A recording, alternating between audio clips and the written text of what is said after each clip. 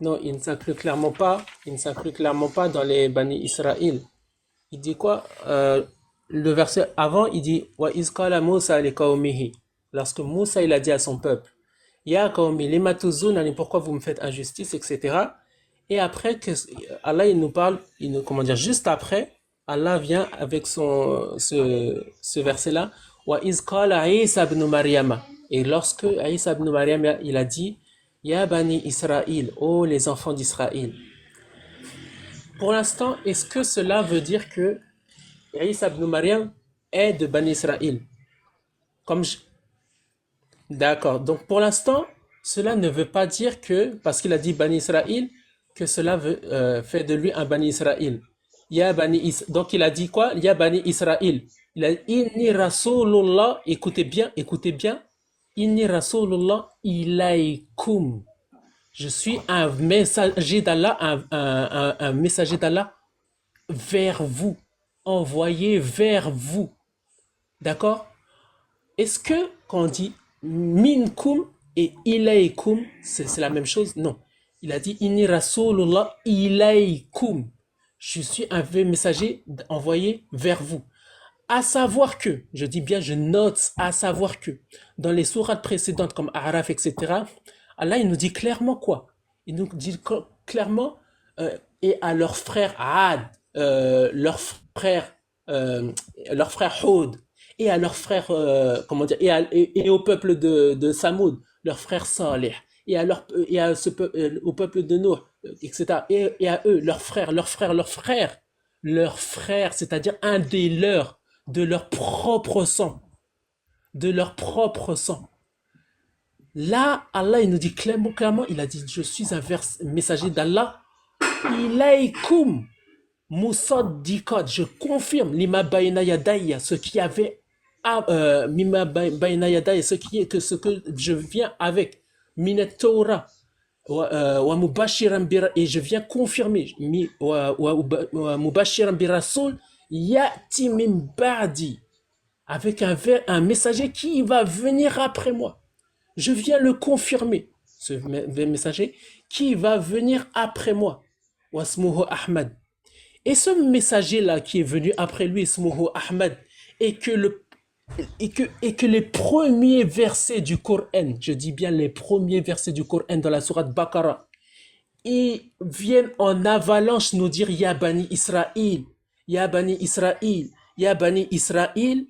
Donc, est-ce que ce messager Muhammad, il fait partie des Bani Israël parce que il a dit Ya Bani Israël une dizaine de fois dans comment dire, dans l'introduction du Coran, et que les premiers versets sont réservés aux Bani Israël, et qu'il n'y a que la descendance de Bani Israël qui soit mentionnée dans le Coran, en dehors de la descendance de Bani Adam.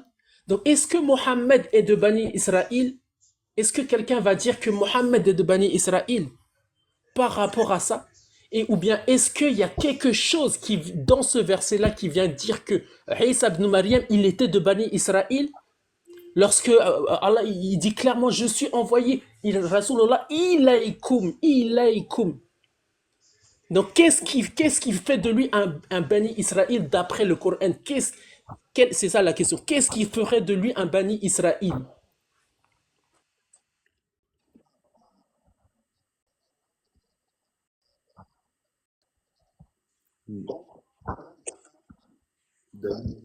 Dans l'humanité, ouais.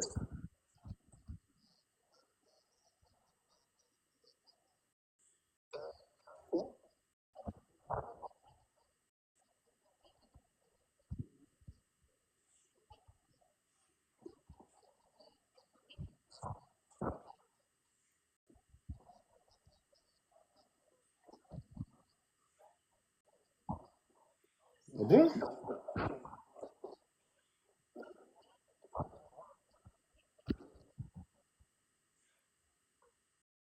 D'accord. Sa mère est de Ban Israël. Euh, et- D'accord, juste une question. Juste une question.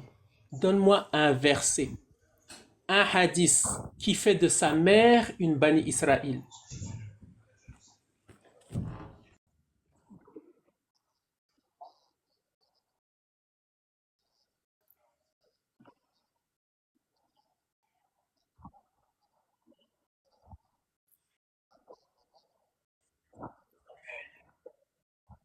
Mais est-ce mais est-ce que Imran est des Bani Israël? Est-ce que Imran fait partie des Bani Israël? Qui est Imran? Bon, je Non, j'ai laisse avec. demandé, donne-moi un verset ou bien un hadith. Parce que là, tu as dit du moment que. Donc, c'est du moment que, c'est bien. Moi, je peux dire du moment que Mohamed, c'était un centrafricain. Donc, non, j'ai dit, donne-moi une preuve. On se base avec des preuves. Donne-moi une preuve.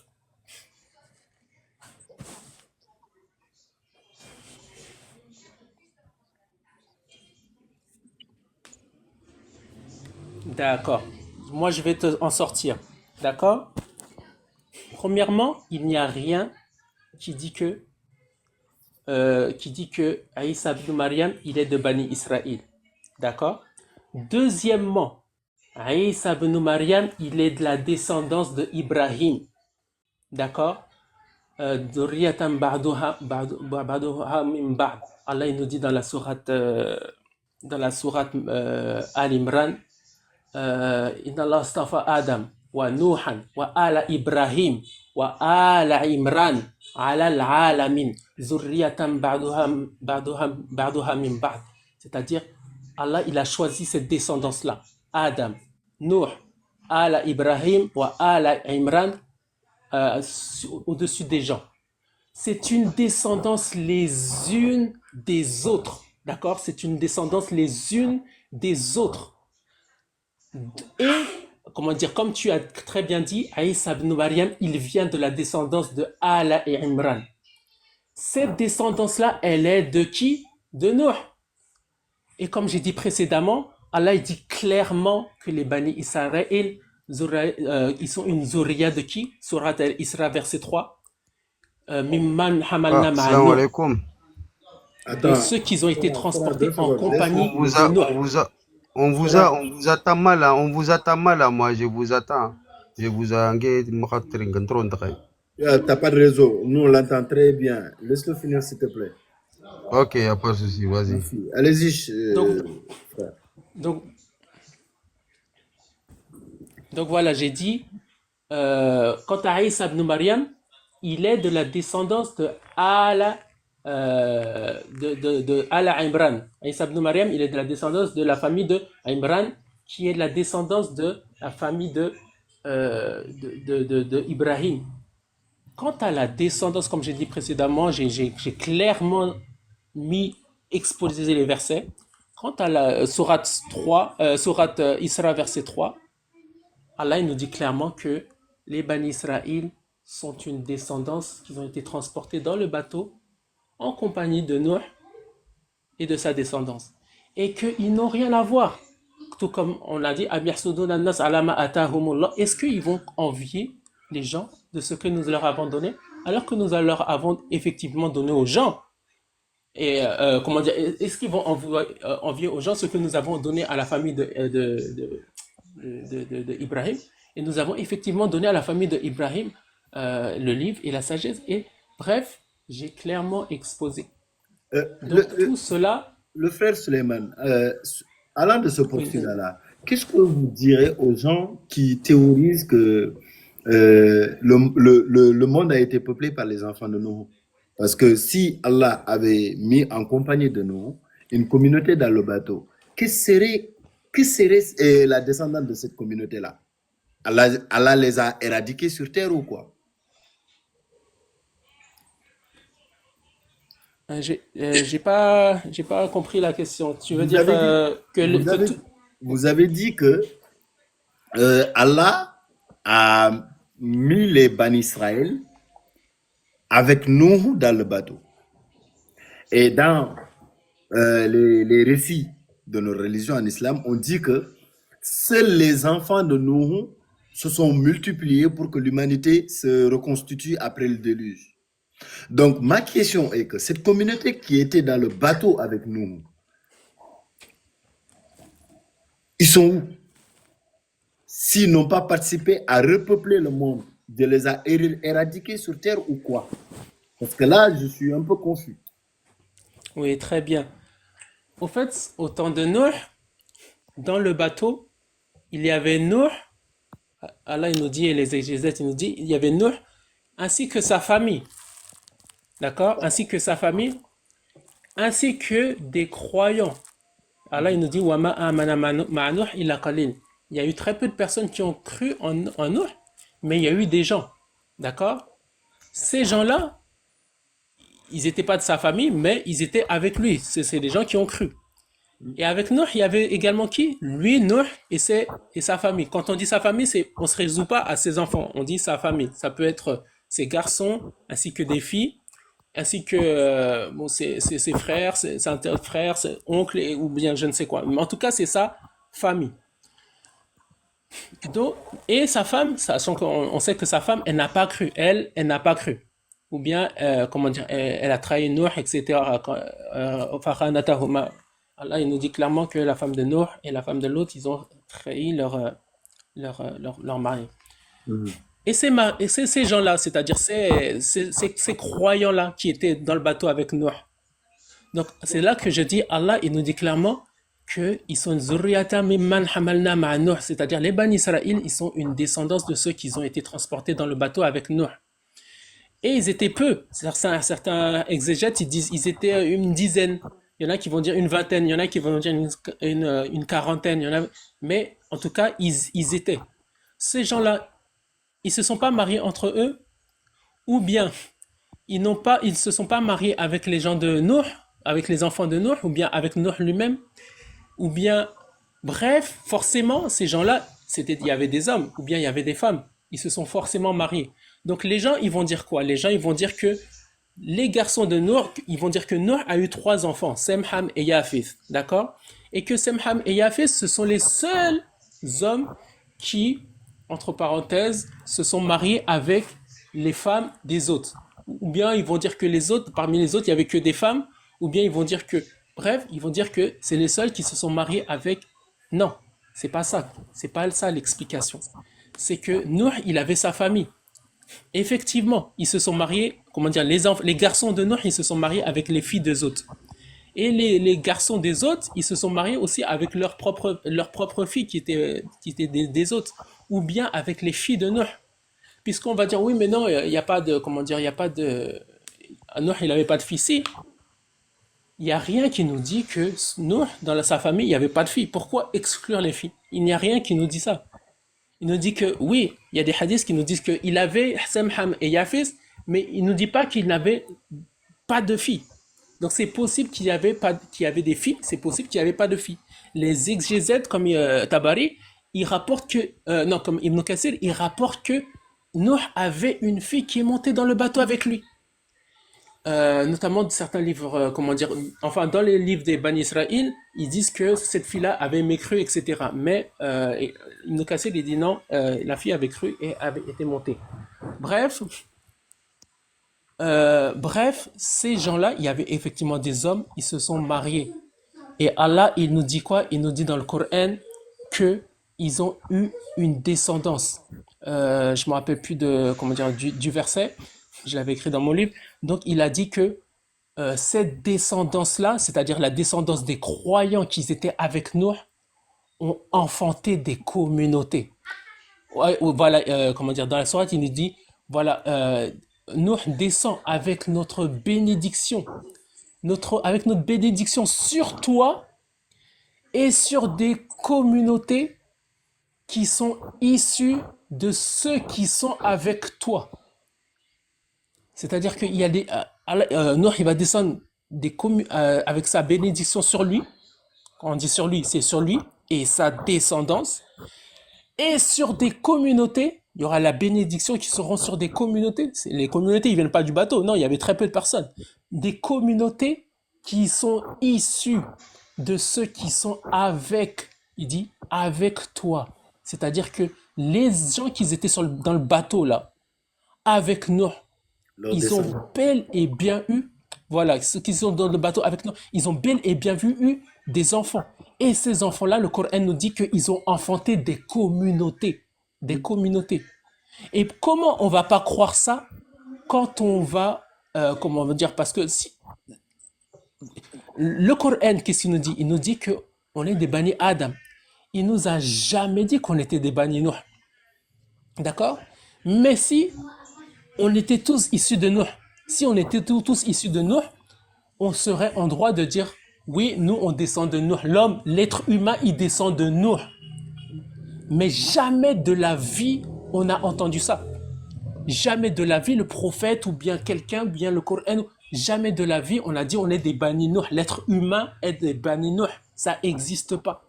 Bani Adam, oui, mais Bani Nuh, ça n'existe pas. Pourquoi? Parce qu'il n'y a pas eu que Nuh. Il y a eu Nuh et d'autres personnes qui ont enfanté une descendance. Machallah. Kagoro, tu veux rajouter quelque chose? Toujours dans Hmm. Donc, tu es satisfait pour les réponses sur tes questions?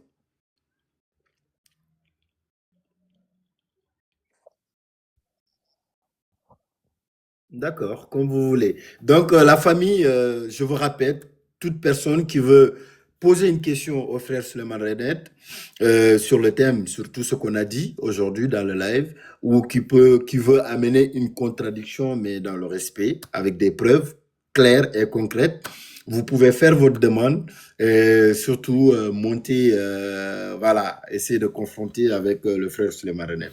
Mais, Monsieur Suleiman, vous avez parlé de un des enfants comment on appelle, d'Akhenaton qui serait Marie Aton. Et vous essayez de faire une corrélation entre ce Marie Aton et Mariam, qui serait l'une des meilleures femmes sur Terre. Donc, même dans le livre, vous dites que Mariaton a eu un enfant, mais qui n'a pas eu que l'égyptologie n'a pas su tracer, qu'on n'a pas eu de ces traces. Et certains égyptologues disent même qu'il serait une fille. J'aimerais que vous nous expliquiez un peu cette partie.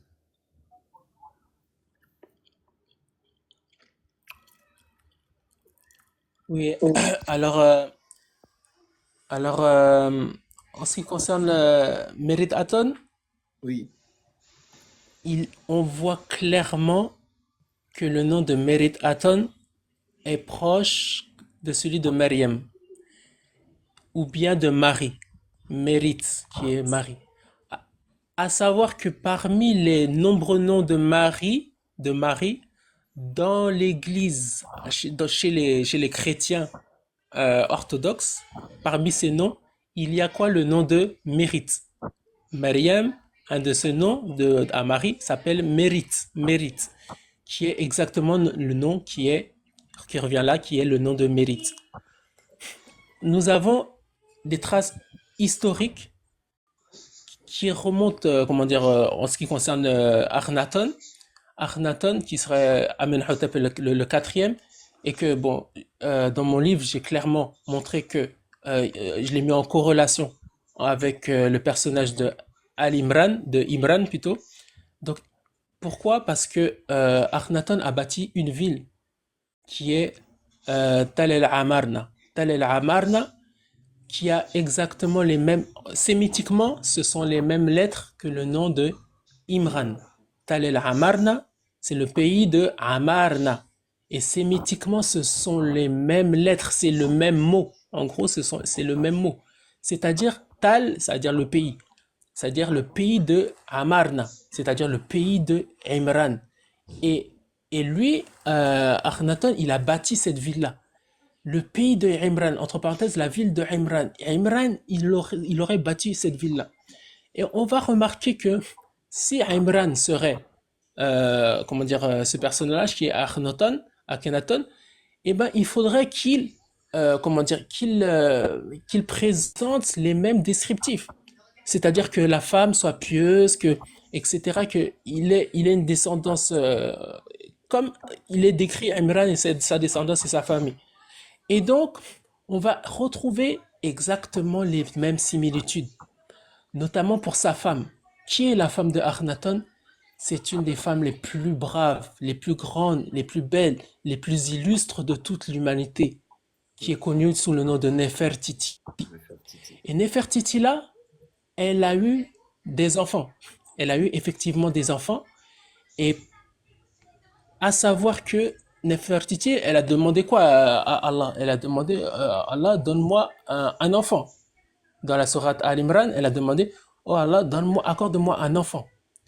Après, par la suite, elle a dit, oh, mais Allah, cet enfant-là, c'est une fille. Tu m'as donné une fille. En gros, tu m'as pas donné deux garçons. Pourquoi la femme de Imran, elle va demander, comment dire, elle va s'étonner d'avoir une fille. Et c'est ça la question que je pose. Pourquoi elle va s'étonner? C'est-à-dire que comme si c'est pas normal, entre parenthèses, d'avoir une fille. Je pense que c'est tout à fait normal tu vois, d'avoir une fille. Le prophète, alayhi salatu wassalam, il a eu quatre filles. Mais elle va s'étonner. C'est pas qu'elle s'étonne, c'est que par rapport et par rapport à et les gens ils vont dire non, c'est parce que elle voulait avoir, comment dire, elle voulait un prophète. Non, mais c'est pas toi qui choisis si tu veux c'est pas toi qui choisis si tu veux un prophète ou pas, c'est Allah qui choisit s'il veut un prophète. Donc ça tient pas debout, le fait qu'elle veut un garçon parce qu'elle veut un prophète ou bien parce que donc après les gens ils vont dire non parce que elle voulait que comment dire, il soit consacré à être dans comment dire, dans la mosquée, prier, tu vois, faire des actes d'adoration. Mais une femme, une fille, elle peut très bien faire des actes d'adoration, etc., être, tu vois, être pieuse, etc. C'est pas Ouais. ça qui l'empêche. La preuve, Mariam Pourquoi l'a fait. donc elle voulait, voilà, pourquoi donc elle voulait un garçon? C'est ça la question. Pourquoi donc elle s'est étonnée d'avoir une fille? Et c'est là que historiquement, on va comprendre le récit. C'est que historiquement, comme je l'ai prouvé, autant de Akhenaton, autant de Akhenaton, il y a eu des dissensions, comme tout le monde connaît. Comment dire, soi-disant, il s'est rebellé, il a voulu que les gens prient Aton, etc. Il a détourné les gens de Amon, etc. Non, c'est pas ça. Ce n'est pas ça. Historiquement, ce qui s'est passé, c'est qu'il y a eu des dissensions terribles, des fitaines et des menaces de, comment dire, de rébellion au sein même de son peuple, au sein même de sa, comment dire, de sa communauté et au sein même de sa propre famille. Et il fallait absolument qu'il ait un héritier. Parce que, comment dire, s'il n'est pas un héritier, Akhenaton, eh ben, il allait avoir, quelqu'un d'autre allait prendre le trône. Donc le trône, il était menacé. Mais, donc, comment dire, sa femme, elle a demandé, dans ce cas, elle a demandé une prière dévouée. Elle a dit, وَإِذْ قَالَتِ امْرَأَةُ عِمْرَانَ رَبِّ إِنِّي نَذَرْتُ لَكَ مَا فِي بَطْنِي مُحَرَّرًا فَتَقَبَّلْ مِنِّي إِنَّكَ أَنْتَ السَّمِيعُ الْعَلِيمُ فَلَمَّا وَضَعَتْهَا قَالَتْ رَبِّ إِنِّي وَضَعْتُهَا أُنْثَى وَاللَّهُ أَعْلَمُ بِمَا وَضَعَتْ وَلَيْسَ الذَّكَرُ كَالْأُنْثَى. Et puis quand je l'ai enfantée, oh, j'ai remarqué que c'était une fille. Donc là, au fait, ce qui s'est passé, c'est que, comme je disais, il y a eu des dissensions dans sa propre famille et qu'il fallait qu'elle ait un héritier. Il fallait qu'elle ait un héritier et on va comprendre également, tu vois, la raison de cet héritier-là comment dire, pour Zacharia. Oui. Et donc, comment dire, elle voulait absolument un héritier et quand elle a eu Mariam, elle s'est étonnée. Oh, mais c'est pas un gars, c'est pas un homme. Donc oui, elle a eu une fille. Et qu'est-ce qu'elle a fait? Qu'est-ce que Mariam, elle a fait? Qu'est-ce que Mariam, elle a fait? Elle a été obligée de quoi? D'être comment dire, La sous la responsabilité, tutelle la tutelle, de, ouais. comment dire, comment il s'appelle? De Zacharia. Zacharia. Donc, à Mariam, elle a été obligée d'être sous la tutelle de Zacharia. Pourquoi? Comme si elle pouvait pas avoir d'autres tutelles, comme si elle pouvait pas, etc. Non, c'est que une femme ne peut pas gouverner. Et ça, c'est à l'itlaq, c'est à l'absolu. Ça ne se change pas. Une femme ne peut pas gouverner à moins qu'elle soit sous régence, c'est-à-dire à moins qu'elle soit, elle gouverne avec son propre fils, son propre mari, son propre père, son propre cousin avec un autre homme. Il fallait qu'elle gouverne avec un autre homme.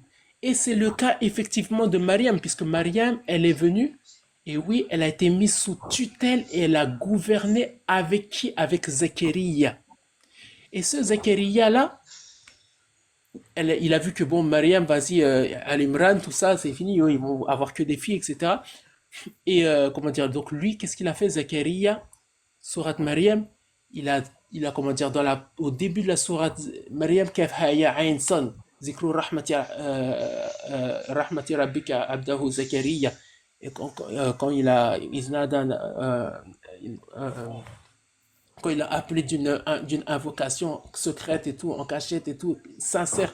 Donc, dans les premiers versets de Surat Maryam, on voit la dévotion comme si c'était sa seule et unique prière à Zakaria et qu'il avait une dévotion totale et sincère envers Allah. Pourquoi?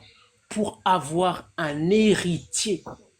Un héritier. Et là, Zakaria, il va l'expliquer. Je crains ce que mon propre sang, ma propre famille va faire après moi.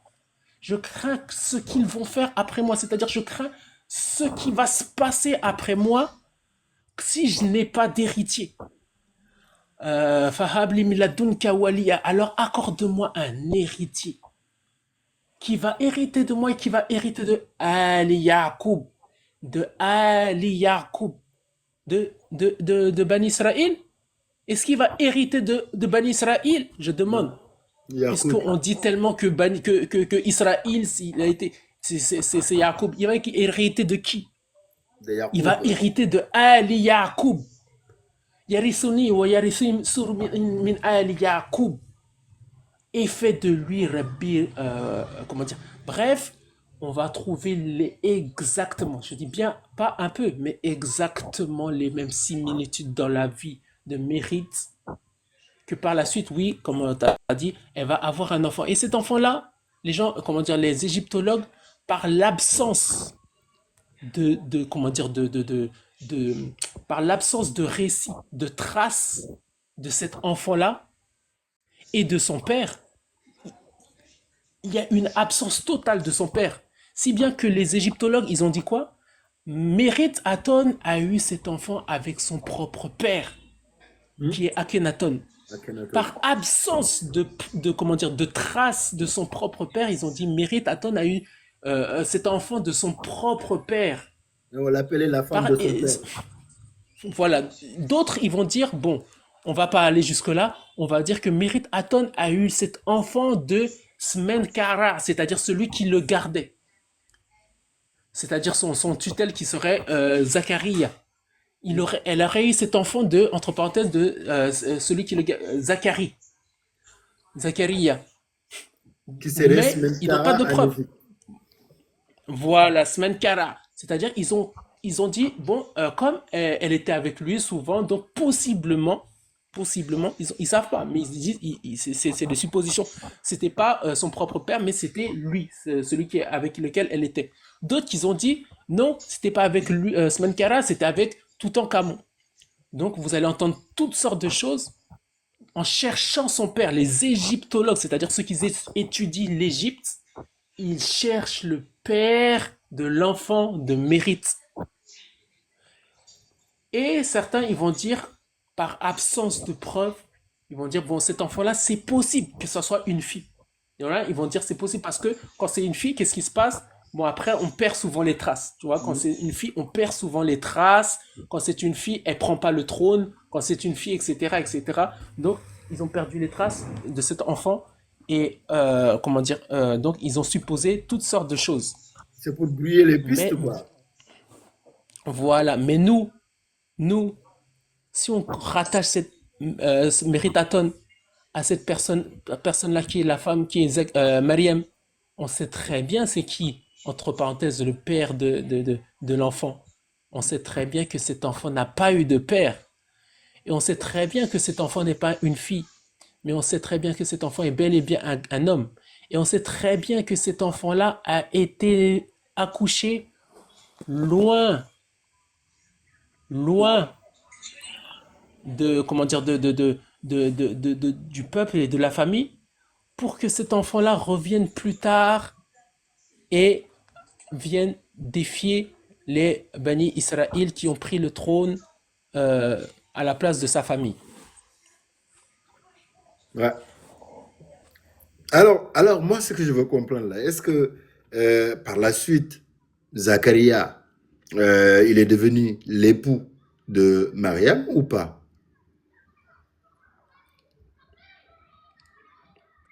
Alors historiquement, non. Historiquement, non du tout. Zacharia, il avait sa propre femme. Il avait sa propre femme. Et à savoir que Zacharia, comment dire, c'est un homme vieux. Zacharia, c'est un homme vieux. Comme il dit très clairement dans la sourate Mariam, euh, euh, ma chevelure s'est blanchie, ma propre femme elle est vieille, moi mes os ne tiennent plus. Donc lui, c'était un vieux, c'était un vieillard. Zacharia, c'était un vieillard. Et Allah il lui a accordé un enfant miracle parce qu'il était vieux, il était plus en âge d'avoir, comment dire, un enfant, ni lui ni même sa femme. Et cet enfant-là est né, qui est, comment il s'appelle, Yahya. Yahya. Donc Yahya, il est effectivement né. Puis par la suite, bon, Yahya, il a fait sa vie, il s'est marié avec, comment dire, autre femme, et par la suite, il a été tué.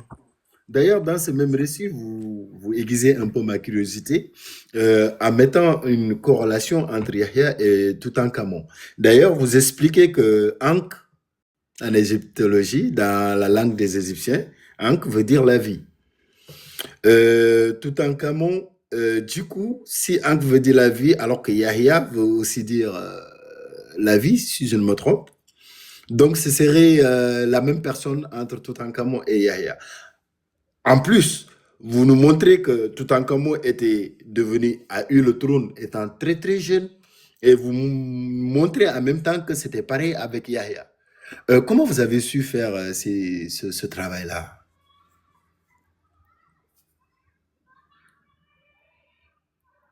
Alors, c'est de la corrélation, c'est de la mise en relation, c'est-à-dire que on pense que, enfin, on espère, ou je sais pas qu'est-ce qu'on espère, que les noms, ils vont sortir à l'exactitude. C'est-à-dire que le nom Yahya, il va sortir, oh, il sort Yahya. Mariam, il va sortir Maryam. Non. À savoir que même dans l'arabe lui-même, dans le Coran lui-même, c'est-à-dire dans les différentes récitations du Coran, les noms de Ibrahim passent de Ibrahim à Abraham, Abraham, etc. Michael passe place de, comment dire, Jibril passe de Jabrail, etc. Donc les noms même en arabe, dans la langue arabe propre, ils changent. Les noms de l'arabe à l'araméen, ils changent. Les noms comment dire, de l'arabe à l'égyptien, forcément, ils vont changer. Mais il y aura toujours une racine sémitique. Il y aura toujours cette racine sémitique-là et il y aura toujours une relation.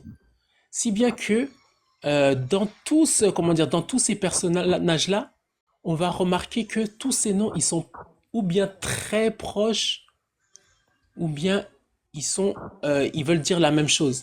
C'est-à-dire que, comment dire, Amarna, qui serait Imran, et que ce Amarna-là, il a enfanté qui? Mérite. Et que Mérite-là serait Mariam. Donc les mêmes noms encore. Et que Mariam serait gardée par qui? Par Smenkara. Smenkara qui serait Zacharie. Les mêmes lettres la même sémantique. Et que ce Smenkara-là aurait eu un fils qui serait qui? Toutankhamon. Et que Toutankhamon, voilà, Toutankhamon a ce mot-là dans son nom, a le mot de Ankh, Ankh qui veut dire la vie. Et que la vie, comment dire, Yahya, ça veut dire la vie. Il vit, là, c'est la vie aussi. Donc c'est exact, tout cela colle à la perfection. Pas un peu, pas, non, à la perfection. Les mêmes noms proches dans la même sémantique reviennent chronologiquement dans l'ordre, comment dire, dans la suite chronologique et dans les mêmes, comment dire, dans les mêmes faits historiques, c'est-à-dire les mêmes choses qui se passent. Donc tout cela revient. Mais attends, bien sûr, il y a une chose qui va être radicale et qui va être très différente. C'est quoi? Ce sont les dates. La Puisque chronologie. on va dire que Jésus, voilà, Jésus, il serait né, d'après nous, il serait né en l'an zéro. D'accord? Jésus serait né en l'an zéro. Mais cette histoire à laquelle je parle là date de moins 1500 ans à peu près, moins 1500 ans. C'est-à-dire que cette histoire-là s'est passée 1500 ans avant l'histoire entre parenthèses, de Jésus. Entre parenthèses. Donc, quoi qu'il en soit, s'il y en a qui ont copié, s'il y en a qui ont copié, ça ne peut pas être ceux d'avant. Ceux d'avant, ils ne vont pas copier sur ceux d'après. Bien sûr que non. D'accord? Donc, Oui. forcément, s'il y en a qui ont copié, c'est ceux d'après. C'est-à-dire les juifs et les chrétiens. Et si nous, on se met avec les juifs et les chrétiens, on serait parmi ceux qui ont copié avec les juifs et les chrétiens. Et on serait parmi, entre parenthèses, ceux qui ont falsifié leur livre, ce que Allah, il a maudit. On serait parmi les maudits. Mais moi, je me désavoue des maudits. Moi, personnellement, je me désavoue des maudits et je suis le Coran. Pas, non, non, je suis quoi? Le Coran. Qui s'est désavoué des juifs et des chrétiens. Et que le Coran, il n'a pas dit, il n'a jamais dit que Jésus a vécu en l'an zéro, etc. Mais tout cela, il a dit, comment dire, nous avons envoyé après Fatratin Minar Rasul, tu vois, après un long moment comment dire, d'interruption des messagers. C'est-à-dire que ce long moment-là, Allahu A'lam, on ne sait pas de combien de temps il s'agit, mais ce long moment-là s'agit de 2000 années. Ces 2000 années-là pendant lesquelles ces bannis Israël ont falsifié l'histoire et ont semé le désordre et la corruption sur la terre et ont fait naître des livres basés sur ces histoires-là. Ils ont falsifié, ils ont inventé des livres qui sont basés sur ces histoires-là, c'est-à-dire les histoires antiques d'Égypte, tellement ils étaient jaloux, ils ont copié, plagié ces histoires-là, comment dire, par leur jalousie, et ils se sont imputés ces histoires-là à eux, que c'est eux, c'est leur histoire, c'est leur patrimoine, et tout, etc. à eux. Ils en sont imputés, bon, Aïssa, il descend de nous, nous, c'est la famille bénite, etc. Et que ils ont laissé à Misr, ils ont laissé entre parenthèses l'Égypte en ruine et avec la malédiction divine. C'est-à-dire que bah, toutes les malédictions divines, quoi, c'est sur les peuples hamites, c'est sur les peuples de l'Égypte, du Soudan et les peuples noirs. Donc voici ce qu'ils ont fait en 1500 ans avant qu'ils nous mettent comment dire, leur Torah et leur faux évangile sous le nez. Et toujours dans le même récit, celui de Toutankhamon, vous disiez que le roi Toutankhamon est monté sur le trône à l'âge de 9 ans, soit trop jeune pour son âge. Et là, vous nous ramenez une sourate, la sourate Mariam, le verset 112. Vous dites, ô Yahya, tiens fermement, ô Yahya, tiens fermement au livre, nous lui donnâmes la sagesse. C'est que vous avez mis entre parenthèses hukm, alors qu'il était enfant. Et là, vous nous dites le mot, je ne sais pas si c'est hukm ou hikm, traduit par sagesse.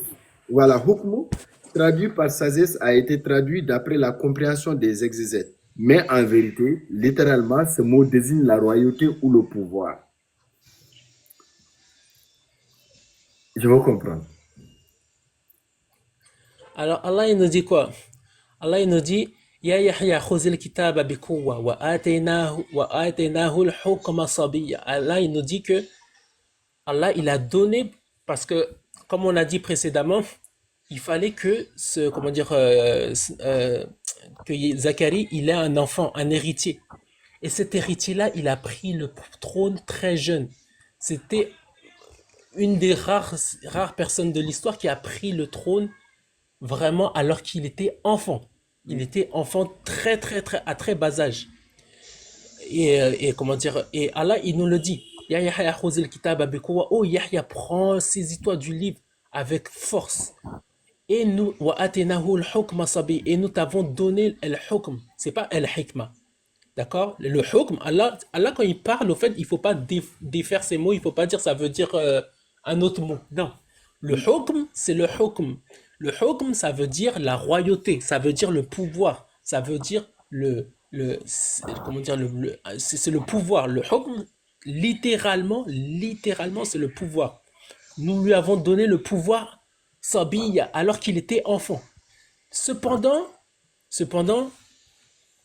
oui, cependant, les exégètes, ils ont dit quoi? Ils ont dit, mais non, mais attends, non, on va pas dire que Yahya, il a eu le pouvoir.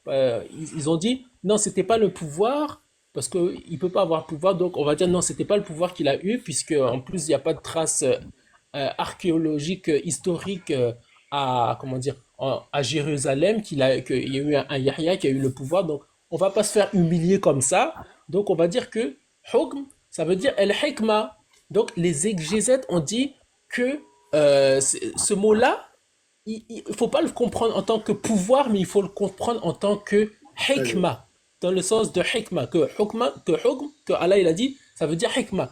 Donc là, si on prend le sens de hikma, on, on change la compréhension saine du Coran, c'est-à-dire que on va dans une autre compréhension. Allah, quand il parle, Allah, il a dit, il parle avec un Coran, avec une langue claire et explicite. C'est-à-dire qu'il ne faut pas penser à un autre. Et le problème avec nous, c'est qu'on pense à d'autres mots. C'est-à-dire, Allah, il parle, mais nous, on va s'inventer une autre histoire. Et Allah, là, il a dit, nous lui avons donné al-hukm, c'est-à-dire le pouvoir alors qu'il était encore enfant. Et quand on regarde de tout ce que je vous ai rapporté tout à l'heure, c'est que la famille d'Imran était déjà au pouvoir. Et pour cela qu'il voulait Mariam un garçon. Puis par la suite, Mariam ne pouvait pas gouverner seule parce qu'elle était une fille et alors elle était obligée d'être comment dire de gouverner avec son tuteur qui est comment dire Zacharie. Mais Zacharie D'accord. il voulait un enfant pour pouvoir que comment dire comment dire la foi puisse perdurer dans ce royaume-là, parce qu'il craignait, il craignait, donc il fallait qu'il invoque. Et donc, on va remarquer que quoi? Que historiquement, la personne de Toutankhamon, avec lequel je rattache la personne de Yahya, elle a eu, Toutankhamon, il est un des rares rois qui a gouverné alors qu'il était enfant. Et il n'avait que quel âge? Ils disent il avait que 9 ans. 9 ans. Toutankhamon, il a gouverné, il a pris le trône, il avait 9 ans. Bref, c'était bien le mot dans son sens propre, littéraire premier, qui est le pouvoir. Et non pas dans le sens que les exégètes, ils ont fait à la sauce des enfants d'Israël. Et que tous les, comment dire, les traductions coraniques d'aujourd'hui, ils vont dire non, c'était la sagesse, etc. Non, c'était bien le sens premier de hukm qui veut dire le pouvoir. Merci, Yahri, vraiment. C'était très intéressant. Moi, j'apprends beaucoup de choses avec ça. Ça a vraiment aiguisé ma curiosité. Il y a Hamza qui vient de monter. Salam alaikum, Hamza. Alaikum salam, salam alaikum. Ah bon. Ça va, Désolé. tu vas bien? Bien, merci. Tout va bien ici. Bien, oui, ça va, on va bien. Vous avez une question ou une contradiction à amener? Bon, tout d'abord, je salue notre frère terrassé qui est Kagoro et René Suleiman, de passe le salam. Et aussi, on te remercie pour tes analyses. Ouais, il y a quelqu'un qui m'appelle. Et pour tout ce que tu nous apportes aussi, on te remercie sur ça. Mais après, moi, j'ai quelques passages à relever. C'est concernant la royauté de, de, de Yahya, alayhi salam. Bon, je ne sais, j'ai pas trop compris si Zacharia, il a gouverné aussi. Et qui autre, c'était qui Issa aussi. Est-ce que Jésus aussi, il a gouverné ou pas? Parce que selon les exégètes et les historiens concernant le prophète Yahya et Zacharia, même Issa dans son temps, il y avait déjà un roi qui était sur place, qui gouvernait dans leur province. Et c'était ce roi même qui avait assassiné Yahya, qui l'a décapité, et aussi il a scié Zacharia en deux. C'est lui le roi. Euh, et aussi, hein, et en tout, je veux revenir parce que dans le Coran, Allah nous a dit, tous les prophètes qui étaient rois, il nous a démontré dans le Coran qui étaient, par exemple, Daoud ou Suleiman. Ça, il nous a clairement dit que c'était des rois. Ils ont gouverné. Mais concernant Zacharia Yahya, il n'a pas fait mention de royauté. Par exemple, le verset que tu avais dit, Ya Yahya khuz al-kitab bi quwwati wa ataynahu al-hukma sabiyya. Même hier soir, j'étais dans un débat concernant ce hukm-là. Il a donné comment dirais-je, le pouvoir à Yahya. Le pouvoir de quoi? C'est le pouvoir de juger entre les gens. Et d'ailleurs, c'est ce jugement qui a amené à son assassinat. Parce qu'il avait donné, comment dirais-je, le savoir du Torah, de la Torah, et aussi il a donné le pouvoir du hukm là de juger, le jugement. Parce que le hukm, on peut l'amener au pouvoir. Le pouvoir lui-même et le pouvoir de juger entre les gens. Même les historiens, en fait, on n'a pas mention que Yahya ou ces d'autres Jean-Baptiste, il a eu la royauté et tout ça. Donc, c'était sur ça que je voulais rebondir en premier. Après, voilà, on va essayer de continuer un petit peu. Ok, c'est bien. J'espère que le frère. En fait, je n'ai pas compris. Tu as dit qu'il a été tué parce qu'il faisait son jugement, c'est Yahya ou Zacharia? Yahya. Yahya. Mais Zacharia D'accord. aussi a été tué aussi. D'accord. Le frère Suleiman, j'espère que vous avez entendu ces deux, les deux trucs qu'il a relevés. Donc, on vous laisse répondre. Oui, alors, Hamza, il faut éteindre ton micro. Il y a du bruit. Hamza, Pardon. il faut éteindre ton micro, il y a du bruit. Allez-y, le frère Suleiman. d'accord. Alors, tu dis que tu as relevé que le roi Soleiman, c'était un roi. Et comment il s'appelle Daoud, c'était un roi. Donc Allah il nous a clairement dit que Daoud et Soleiman, ils étaient des rois. Ils ont gouverné. Comment il s'appelle Adam. Ouais. Adam, c'était un quoi? Adam, c'était un quoi? Adam, c'était un roi également. À savoir que quoi? À savoir que Allah, il a dit quoi? Il a dit Inni ja'ilun fil ardi khalifa. Au fait, au fait, cette histoire-là, ce récit-là, c'est l'histoire première du Coran. Le premier récit du Coran, c'est pas une histoire qu'il faut zapper. D'accord? C'est pas une histoire qu'il faut mettre de côté et puis passer. Non. C'est l'introduction du Coran, c'est l'histoire sur laquelle le Coran, on doit du début à la fin, on doit penser cette histoire-là. Le Coran va nous parler de cette histoire-là du début à la fin. Lorsque Allah a dit Inni ja'ilun fil ardi khalifa. Ces rois-là, ce sont des khalifas. C'est-à-dire, c'est quoi? Ce sont des vicaires, des califats, des gens qui sont mis au pouvoir, que Allah il a donné le pouvoir, entre parenthèses, le pouvoir divin, le pouvoir de gouverner, le pouvoir de la prophétie sur les autres. C'est-à-dire que, comment dire, les autres, qui, autant de, comment dire, autant de Adam, ils avaient l'obligation de suivre Adam. Tout comme tous les prophètes, à savoir que tous les prophètes, ils ont une obligation de suivre leur messager. Dans ce cas, le messager devient quoi? Par exemple, Mohammed, il est devenu quoi? Il n'était pas roi? Est-ce qu'on nous rapporte que Mohammed il était roi? Non, il n'y a rien qui nous a rapporté qu'il était roi, Mohammed, alayhi salatu wassalam. Mais il était le khalifa, le vicaire de Allah sur terre. Il était le représentant de Allah sur terre. Et tous ces prophètes-là ont pour ordre d'être quoi? Non pas des rois comme nous on le veut, mais des représentants de Allah sur terre. Pourquoi Allah il a mis Adam ainsi que tous ces prophètes pour être des représentants et des, entre parenthèses, dans ce que nous on comprend, c'est-à-dire des rois sur la terre.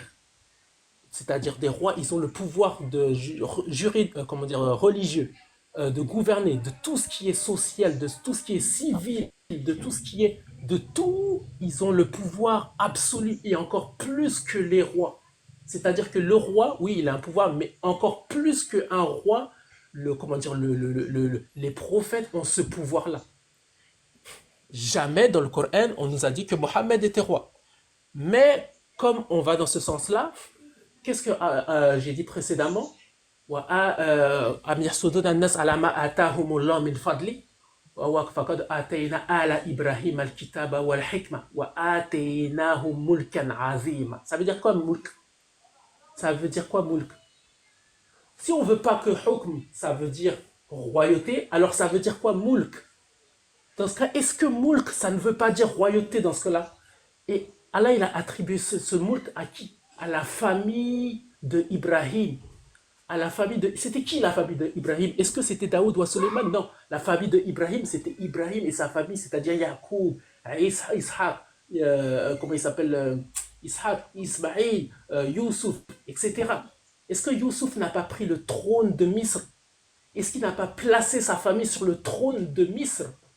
Donc, je pense que tout cela va dans un seul sens pour dire que la famille de... Même si Allah ne nous a pas dit que Ibrahim et sa famille ont gouverné, ont été des rois, cela suffit pour comprendre qu'ils étaient des rois. Puisque le mot mulk, comme on le cherche, puisqu'on a enlevé les autres mots, le mot mulk est clairement et explicitement mentionné dans le Coran pour la famille d'Ibrahim. Par la suite, comment il s'appelle, la famille de, comme tu as très bien dit, machallah, la famille de Daoud et Suleiman ont eu ce moulk-là.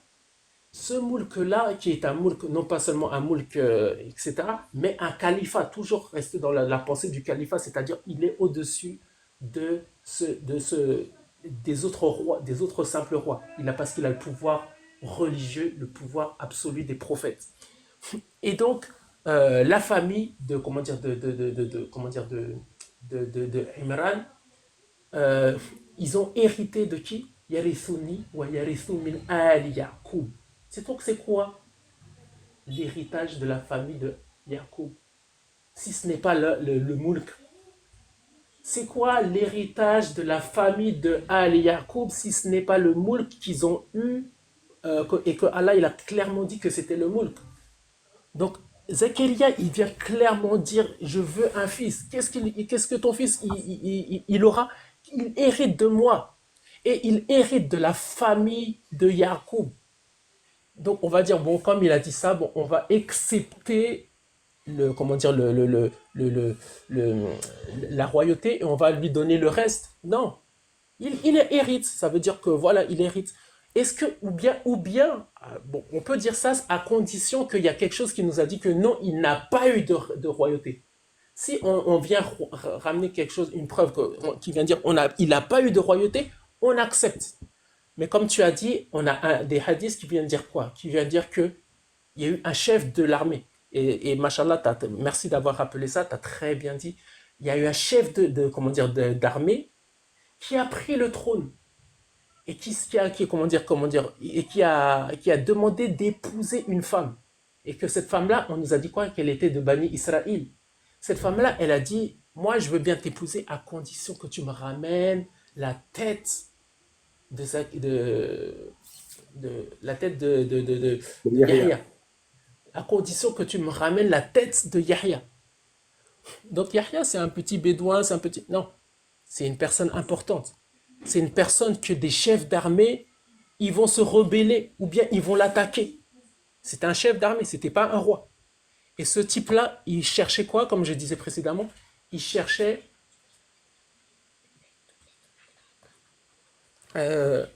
attendez 2 secondes. D'ailleurs, c'est ce que vous écrivez dans votre livre. Vous dites Yahya ibn Zakaria fut tué à cause d'une femme tyrannique qui dit à son maître, je ne t'aimerai que si tu ne m'apportes sa tête. Puis Allah l'égorger et lui amener la tête sur un plateau. Rapporté par Abi Shayba dans son Moussanaf et At-Tabari dans son Tarikh. 1 sur 586. Ouagadougou, il est là? Ouais, je suis là. Ouais, en fait, en gros, ce qu'il a dit, moi, en fait, je vais encore réitérer ce que j'avais dit, c'est concernant Yahya. Ah oui, vas-y, continue. Ouais, excuse-moi, j'ai les enfants. Donc tu disais, donc Yahya, c'était pas une personne moindre. Il avait la prophétie, il avait le pouvoir de juger, le pouvoir de gouvernance, le pouvoir qu'il a hérité de la famille de Jacob. Allah, il nous dit par ces mots-là que, voilà, il a, comment dire, que par ces mots-là il était roi. C'est possible, on peut ne pas le comprendre en tant que tel. D'accord? C'est possible, on peut ne pas le comprendre en tant que roi.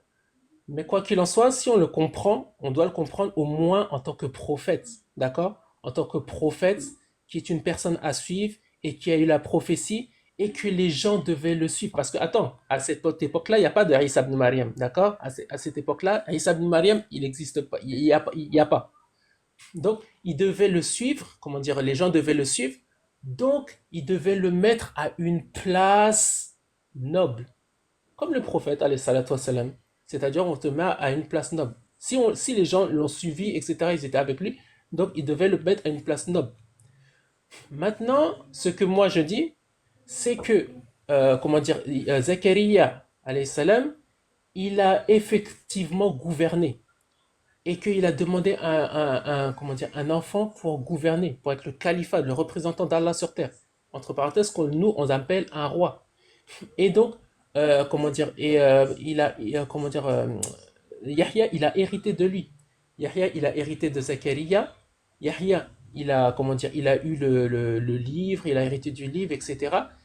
Et que, effectivement, comment dire, la tête de Yahya a été, parce qu'il faut savoir que Zachariah, avant Yahya, Zachariah également, sa tête, elle a sauté. Et puis par la suite, Yahya, sa tête, elle a sauté.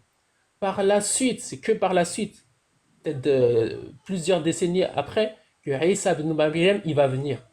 Et moi, je dis pas que Isa ibn Maryam, il était roi. Non, et Isa ibn Maryam, il n'était pas roi. Mais il est venu parce que, au fait, euh, après Yahya, comment dire, les Bani Israël ont mis des rois. Et comme tu as dit, il y a eu une dame qui a dit, oui, si tu veux te marier avec moi, entre parenthèses, ramène-moi la tête de Yahya. Et c'est comme ça que ce roi-là, il a été mis au pouvoir. Et historiquement, tout cela est retrouvable. Historiquement, c'est ça qui s'est passé. C'est-à-dire que après Toutankhamon, il y a eu effectivement une personne de la famille de Toutankhamon qui a gouverné, comment dire, en correspondance avec une autre personne, et que juste après, comment dire, la dynastie, elle est tombée. La dynastie, comment dire, la 18e dynastie, elle est tombée, et que par la suite, les gens ont commencé à gouverner au nom de Seth. Seth, il va revenir. Seth, il va revenir après la 18e, cette dynastie-là, qui est celle de Toutankhamon. Et comment dire, et comment dire, dans cette période-là, c'est là que je dis, Isa ibn Maryam, il revient. Isa ibn Maryam, il revient alors que sa famille a été décimée. Sa famille a été décimée, ou bien on dit s'enfuir. Où est Al-Imran? Plus de traces. Maryam, plus de traces. Comment dire, la mère de Maryam, plus de traces. Zachariah, mort. Yahya, mort. Plus de traces de la famille de Isa ibn Maryam. Qu'est-ce que Isa ibn Maryam? Il vient parler aux Bani, c'est là qu'il vient parler aux Bani Israël qui ont le pouvoir. Ya Bani Israël, suivez-moi. Je suis le messager d'Allah envoyé vers vous. Je vous apporte, etc. Je vous facilite ça, je vous fais ça, etc. Suivez-moi. Vous avez pour ordre de me suivre. Entre parenthèses, de me réinstaller sur le trône. Vous avez pour ordre de me replacer en tant que la place la plus haute. Parce que même s'il y avait un roi, on va dire, même s'il y avait un roi quelque part, le roi, il s'enlève, il se pousse et puis il laisse la place au prophète. Donc le prophète, entre parenthèses, qui serait le califat, le représentant d'Allah sur terre, il aurait la place la plus haute et le roi serait en bas de lui. Et donc Isa ibn Maryam, c'est ça qu'il a demandé. Je suis le messager d'Allah envoyé vers vous. Donc remettez-moi à ma place de prophète, reconsidérez-moi en tant que prophète. Et comment dire, les gens, les Bani Israël ont mécru en lui. C'est là qu'il y a eu la guerre. Les Hawariyun, ils ont secouru Isa ibn Maryam et ils ont, comment dire, ils ont combattu ces Bani Israël là. Parce que Allah il nous dit clairement dans la sourate dans Baqarah, c'est pour cela que après lui, il y a, comment dire, Law sha'a Allah maktatalu walakin Allah yaf'alu ma yasha. Si Allah il aurait voulu, ils ne seront pas combattus. Il y a eu des guerres et des dissensions, des guerres terribles entre les Bani Israël et entre les fils du pays, qui sont les Hawariyoun.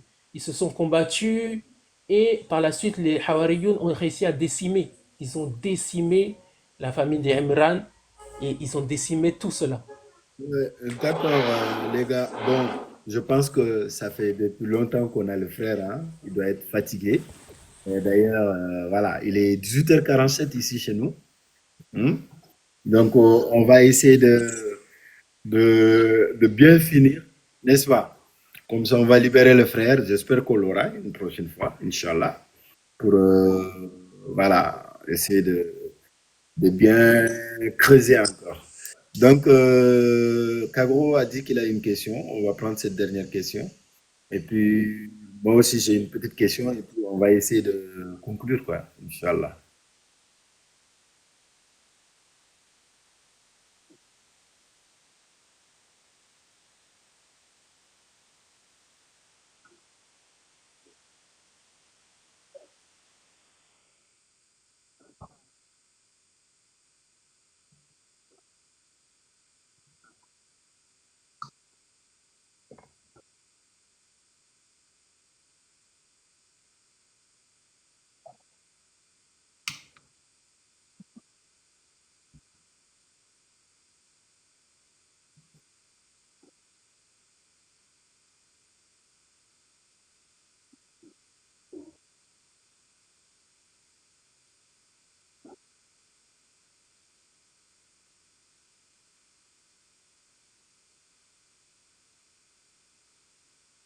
Non, non, mais Kagoro, il avait expliqué ça. Ce que Moussa, ce qu'il a dit, c'était différent.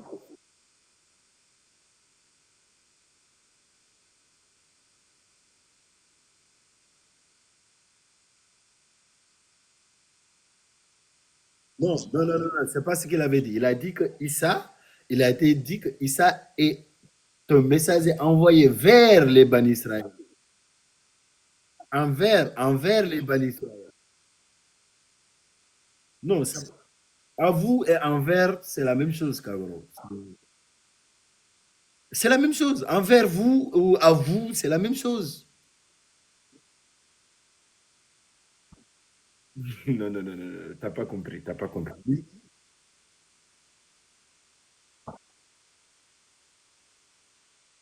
Et tu peux nous amener les termes en arabe comme le Coran l'a dit?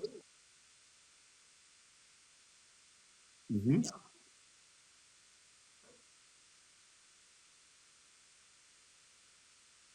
Et Moussa a dit quoi?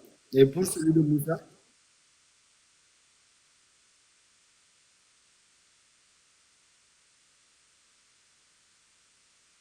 Anni et Inni, est-ce que c'est pareil?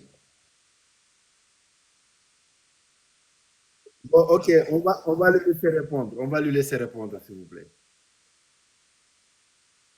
D'accord. D'accord, on le laisse répondre, Kagro. Comme ça, on va aller. Oui, on le laisse répondre, comme ça, on va aller vite.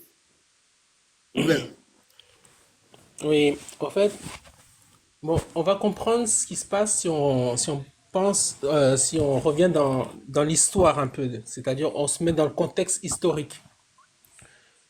Moussa, alayhi salam, il n'est pas de la descendance de Bani Israël, d'accord? Il faut comprendre que, oui,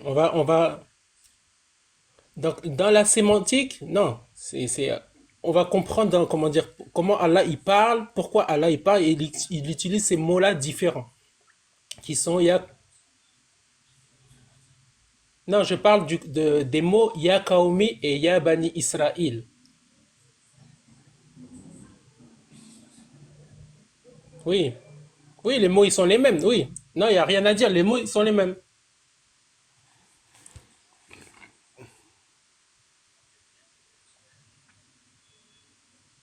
Oui,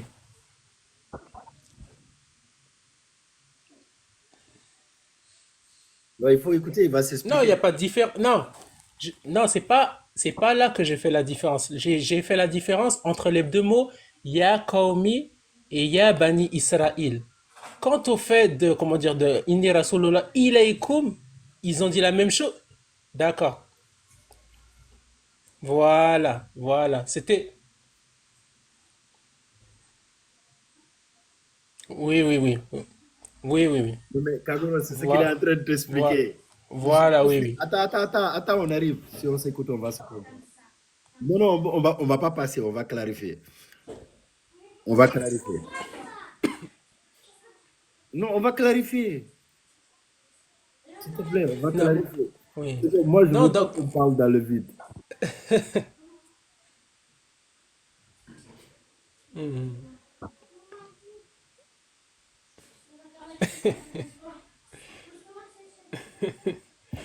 non, non, t'as très bien compris. Au fait, bon, dans le fait de Inni Rasul, oui, d'accord. Oui, le, comment dire, Inni Rasul,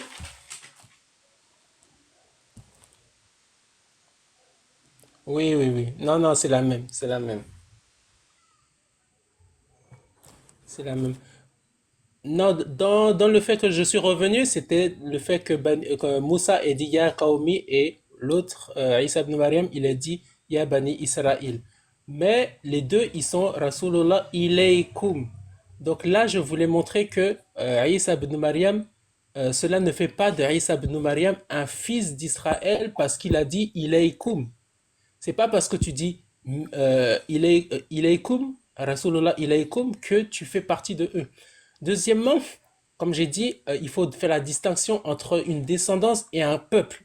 C'est-à-dire que c'est pas parce que tu fais partie d'un peuple que tu fais de la descendance de, comment dire, des gens de ce peuple. C'est-à-dire que en France, il y a des Sénégalais. Par exemple, si il y a un Sénégalais qui vient, oh, les Français, je suis envoyé vers vous. Ça ne veut pas dire que lui, il est français. Son peuple à lui, c'est le peuple de France. Pourquoi? Parce qu'il parle français.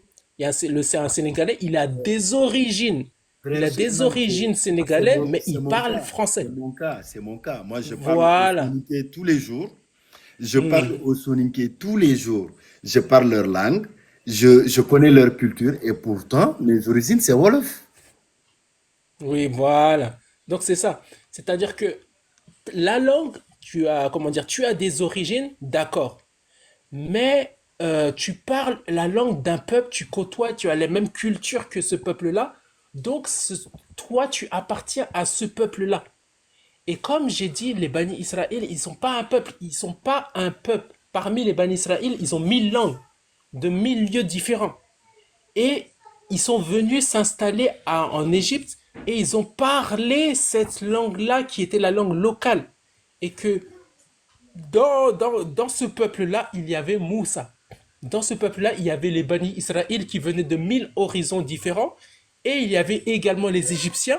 Et il y avait également qui? Moussa. Et que Moussa, il était parmi ce peuple-là. Et il devait faire sortir les Bani Israël de Misr.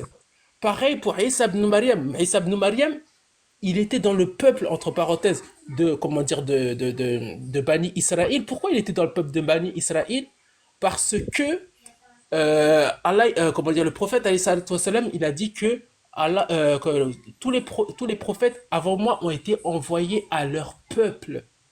Or que moi, je suis le seul messager qui était envoyé à toute l'humanité. C'est-à-dire que Isa ibn Maryam, comme Moussa, etc., Isa ibn Maryam, il est du peuple des Bani Israël, mais il n'est pas de la descendance de Bani Israël, puisque Isa ibn Maryam, sa descendance à lui est, comment dire, affiliée à Ibrahim, à Nuh, etc. Quant aux Bani Israël, leur descendance à eux ne remonte pas à Ibrahim et à Nuh. D'accord?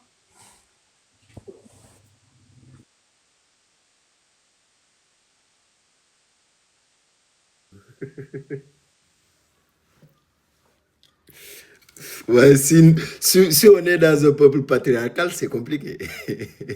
Mais là, il n'est pas en train de lui attribuer une paternité, mais une ascendance.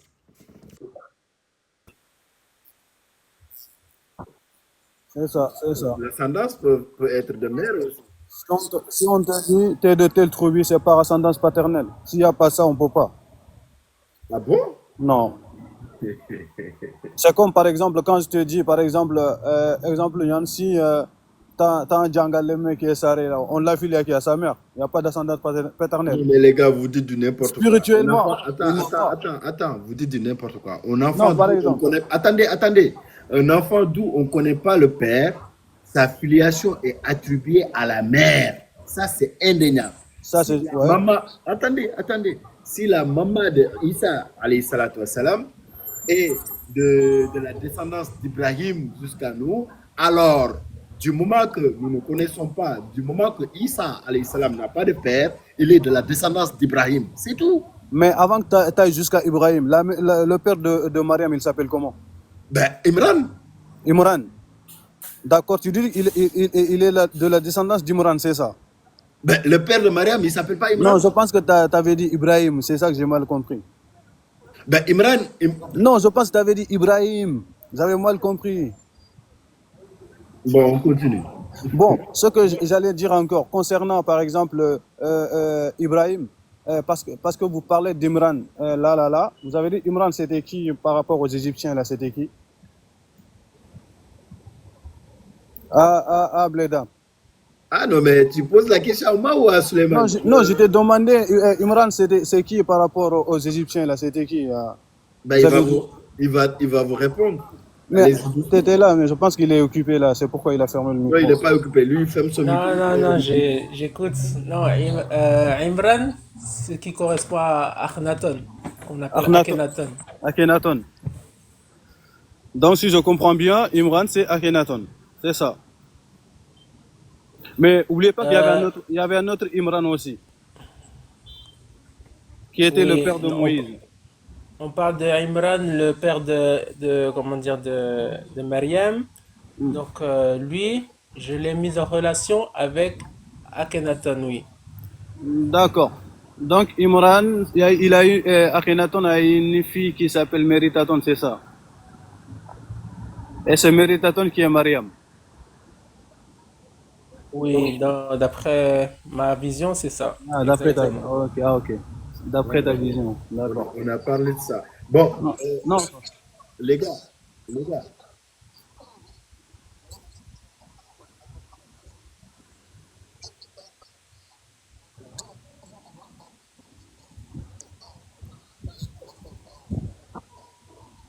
Pourtant, il a expliqué tout à Non, l'heure. DP, c'est même pas ça, parce que quand on constate, on sait que Imran, le père de Mariam, il a pas été roi historiquement, mais après, si on l'a filé à l'Égypte en tant que, comment dirais-je, Akhenaton, et par exemple, on prend le cas de Toutankhamun aussi, parce que là-bas, c'est pas trop clair. Il y en a qui disent que son père c'est Akhenaton, il y en a qui disent non.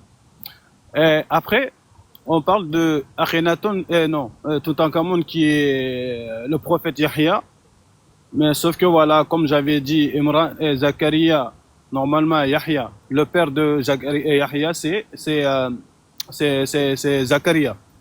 Donc si on affilie Yahya à Toutankhamon, donc normalement le père sera Akhenaton. Et Akhenaton, vous avez dit tantôt que c'était Imran. Donc là, il y a confusion, je pense. Parce que comme j'avais dit, dans toute l'histoire du Coran, tous les prophètes qui ont été rois, comme tu avais dit, le Moulk là, il avait bien expliqué dans le Coran que les rois c'était Daoud et Suleiman par exemple.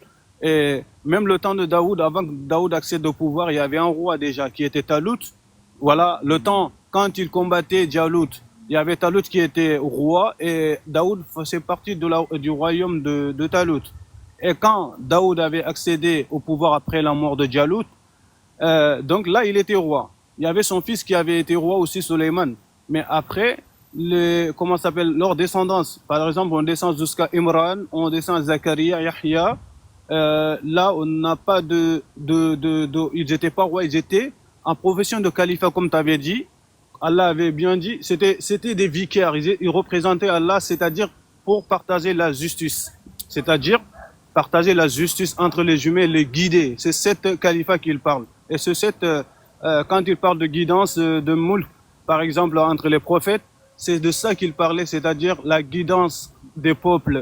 C'est voilà, apporter les lois, voilà, éviter tout ce qui est blâmable, le mettre dans le droit chemin. C'était ça le pouvoir qu'Allah avait donné au aux prophètes.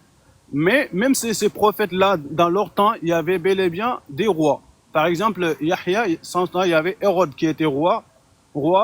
Et l'épisode que vous avez dit tout à l'heure, oui, voilà, c'était la femme que Hérode voulait épouser. C'était la fille de son frère. Et donc, du coup, Yahya, il avait le pouvoir de juger entre les gens. Il avait opposé ce mariage entre Hérode et la femme. Et c'est cette dernière, la femme avait dit, si le prophète n'a pas accepté ce mariage, donc il faudra que, pour que le roi l'épouse, il faudra qu'il amène le sang de Yahya. Donc, Bon, les gars, c'est-à-dire, il y avait des rois. Donc, eux, ils n'étaient pas des rois. Ils étaient des prophètes sous les rois. bon, les gars, Voilà. les gars, merci beaucoup. Il va falloir qu'on libère le frère Suleiman parce que ça fait depuis 15 heures qu'il est là. Donc, juste, on va lui laisser un dernier mot. Moi, j'avais une dernière question à lui poser. Mais là, il fait tard. Je vais finalement pas poser cette question-là. Mais parce que, je ne sais pas, frère Suleiman, est-ce que tu as le temps pour cette question-là ou on te libère, comme ça tu vas te reposer?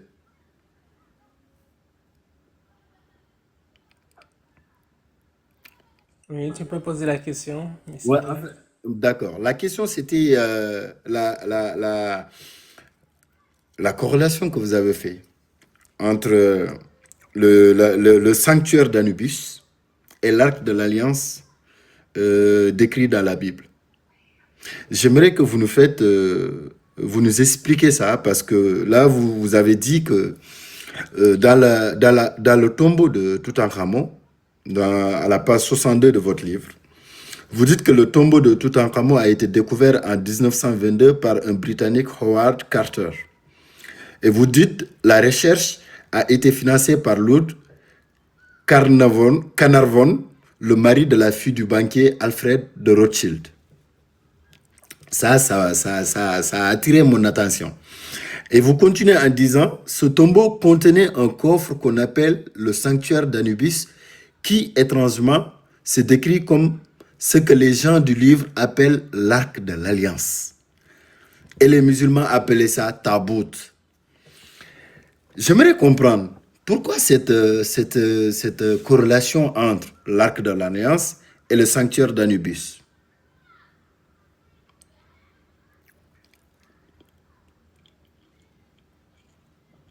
Alors, clairement, cela fait partie de, comment dire, de ce que les rois de Misr ont hérité depuis, ben, on va dire depuis l'époque de Moussa, voire bien avant, et notamment plusieurs choses. Il faut savoir que pendant le renversement des Hyksos, il y a plein de choses qui ont été perdues, il y a plein de choses qui ont été cachées, il y a plein de choses qui ont disparu. Donc pendant la période de Hyksos, il y a plein, comment dire, il y a plein de choses, il y a beaucoup de richesses qui ont été perdues.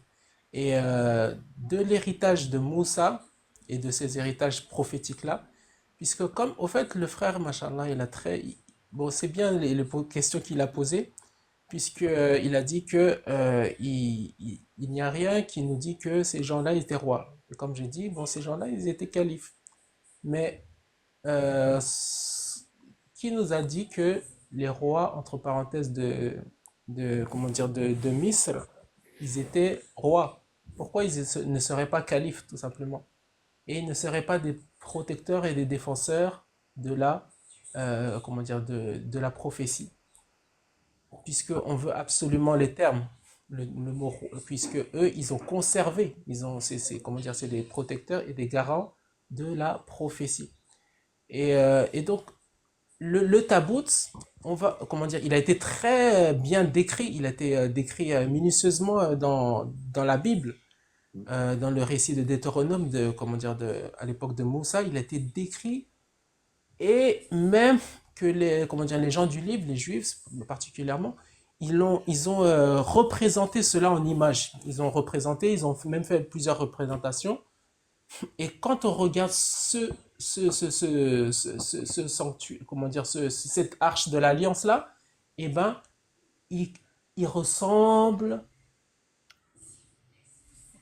beaucoup, je dis pas très porté, mais il ressemble beaucoup en forme et en plein de choses.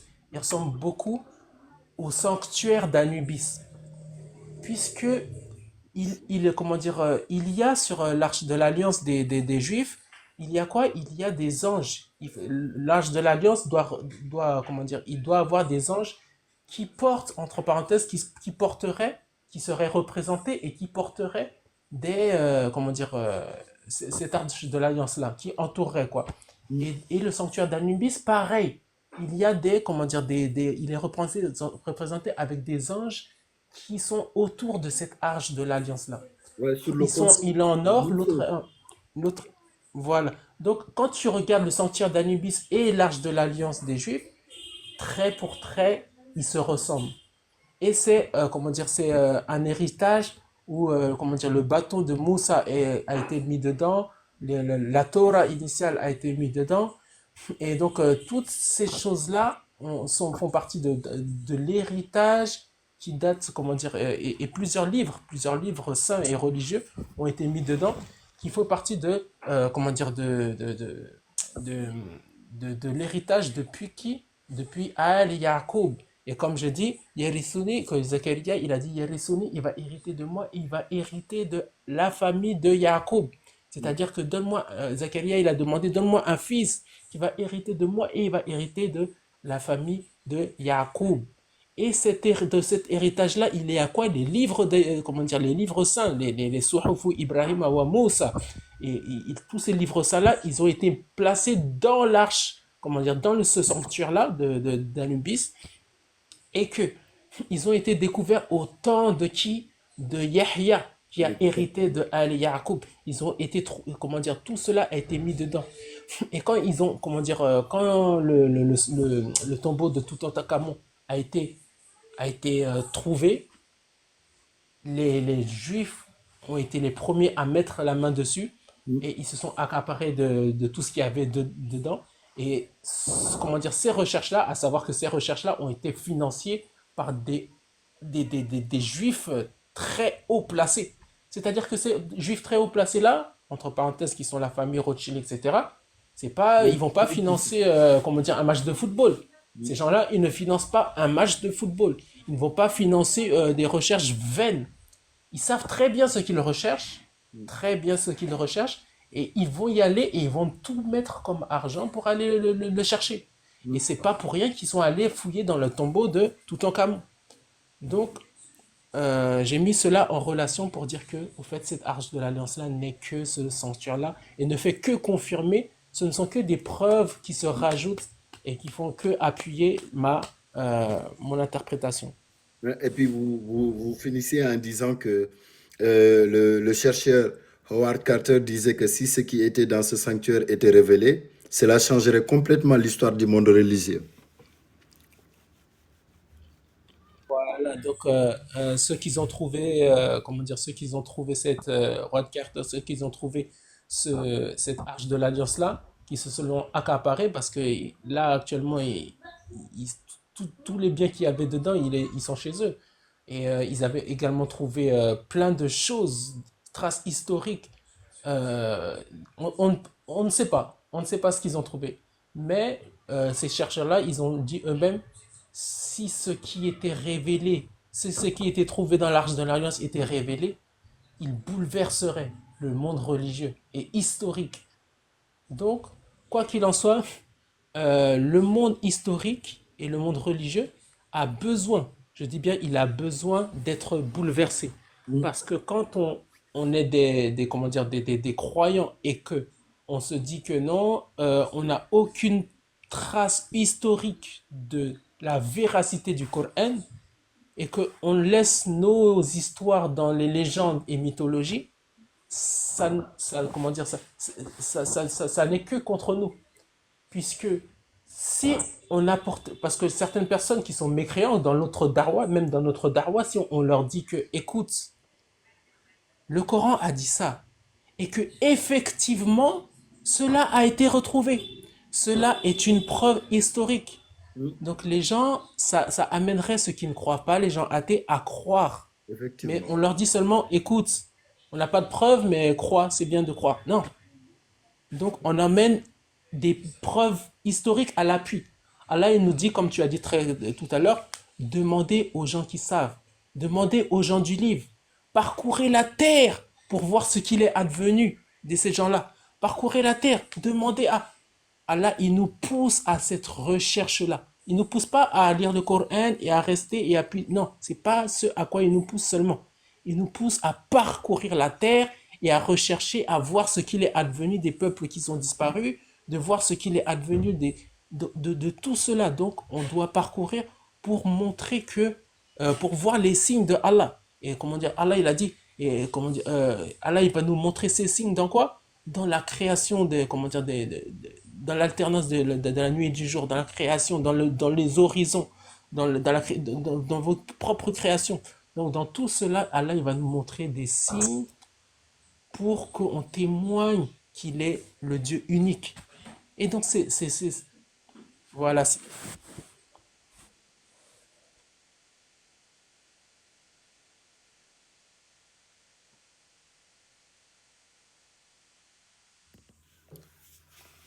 Donc, c'est bien. Maintenant, si eux, ils disent ça, chacun, il amène ses preuves. C'est tout.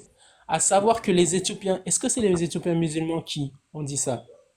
Maintenant, si, voilà, si, donc si c'est les chrétiens, à savoir que les chrétiens eux-mêmes, ils se basent sur quoi? Ils se basent sur leurs livres qu'ils ont hérités des enfants d'Israël. À savoir que la Torah et les évangiles, ce sont des livres qui ont été écrits par les enfants d'Israël, mais pas par les chrétiens et les juifs. Ça n'existait pas. Les chrétiens, comme on sait, ça existait des centaines, je ne sais combien de temps après Isa, ils n'ont jamais vu Isa. Les juifs, pareil. Donc, ça n'a été, et même leurs propres écrits n'ont pas d'auteur.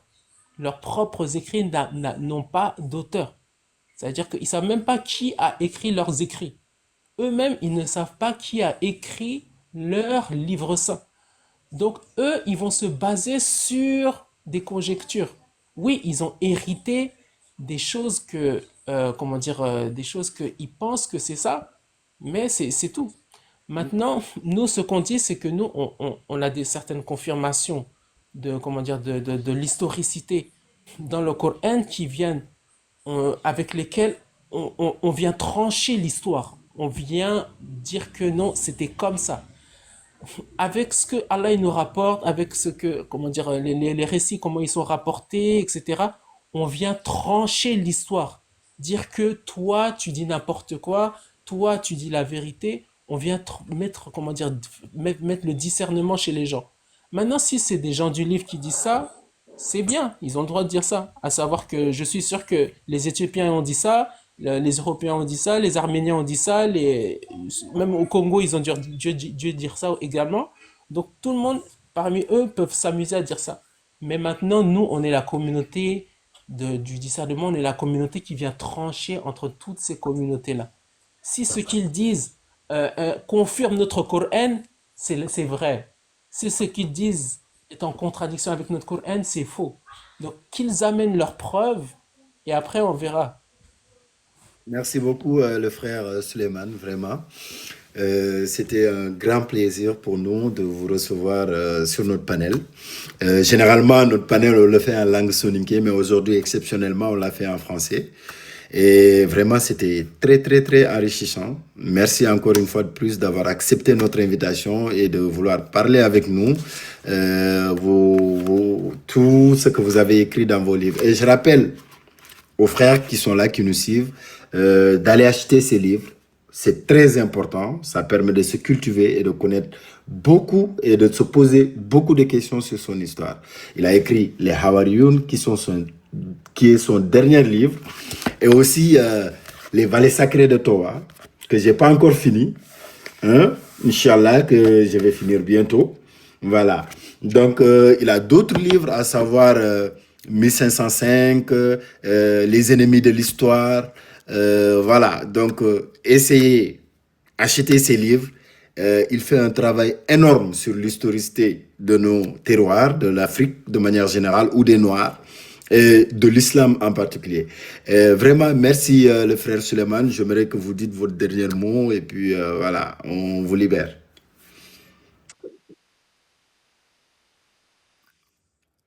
Ah ben, c'est trop marrant. C'est pas grave, une prochaine fois, parce que là, le frère, il est fatigué, quoi.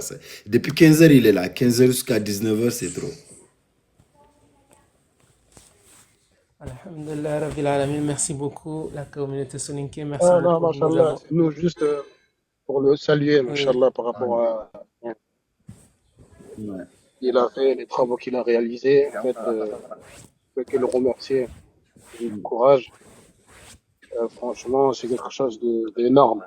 C'est un travail colossal, colossal qu'il a effectué, quoi. Donc, on peut le remercier. Inch'Allah, pour la prochaine fois, quoi, il n'y a pas de souci. Comme c'est l'heure de la prière, on va prier. Voilà. Je peux que lui donner de la force, quoi. Inch'Allah, ta'ala. Merci Merci. beaucoup à toi. Merci. Bon, je vais aller prier parce que j'ai pas prié. Je vais vous laisser papoter, mais je vais aller prier. Bon, bon, on le laisse. Kagro, laisse le frère dire au revoir au chat. Ah, Kagro, tu es un perturbateur, toi. Bismillah, Suleiman. oui, merci. Barakallahu fik à toute la communauté, à toi, mon frère, Pharaon Noir, Merci. à toute la communauté soninké de m'avoir invité et on espère très prochainement. Donc, pour ma part, bon, je suis toujours, comme j'ai dit précédemment au début, je suis toujours dans les recherches. Donc, euh, il y a beaucoup de choses il y a beaucoup de choses à dire, il y a beaucoup de choses à chercher, il y a beaucoup de choses encore à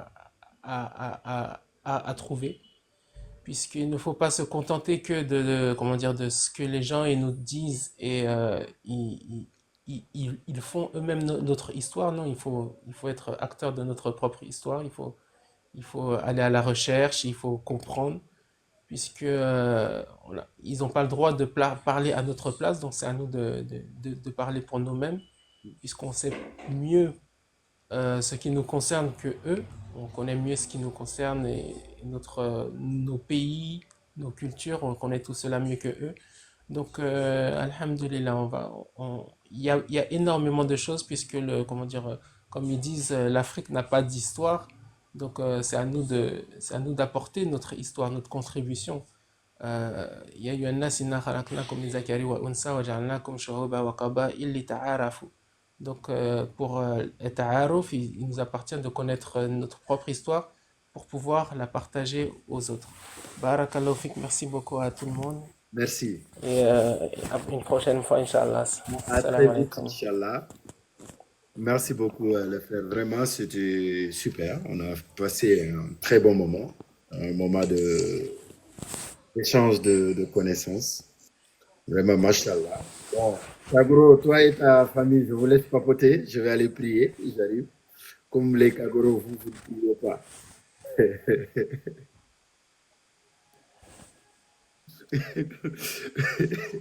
Ah bon? Qui vous a dit ça? Non, non, non, non. Moi, je pose des questions. Vous êtes garanti à Diana. C'est Dieu qui vous a dit ça?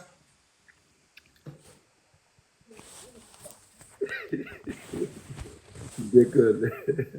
Bon, le frère, il va descendre là. Je pense qu'il a descendu. Voilà, le frère Suleiman est parti. Donc, Agro, moi, je vais aller prier. Hein. Je coupe pas, je laisse.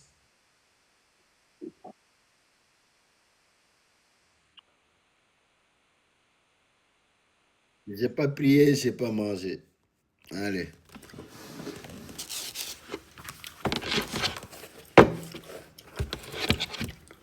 Sora. Sora, Sora, Moutima demande. Sora, non. Ça va? Wacha, Bon wacha, entre moi. côté, et la journée, ça va?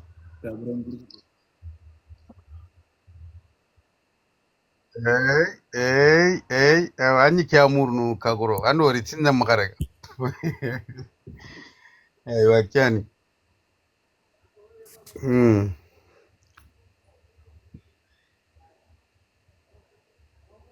Mhm.